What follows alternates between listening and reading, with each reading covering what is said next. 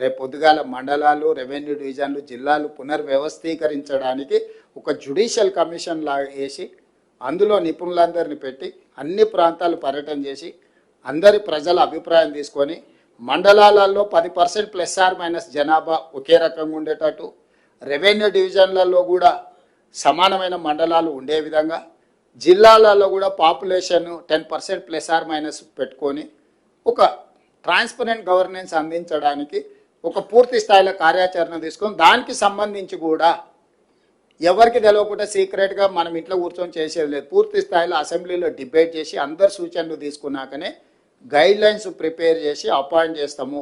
ఎవరు ఎలాంటి అపోహలు కొత్త ఏదో జరిగిపోతుందని జిల్లాల పేర్లు తీస్తురని, పెడుతుందని, పెట్టమని, తీయండి అని ఇవన్నీ వదిలేయండి. రేపు బడ్జెట్ సమావేశంలో వీటన్నిటి మీద కూలంకషంగా అన్ని రాజకీయ పార్టీలు చర్చించి విధి విధానాలు ఖరారు చేసి ఏ రకమైన నిర్ణయాలు తీసుకోవాలని అప్పుడు తీసుకుంటాం.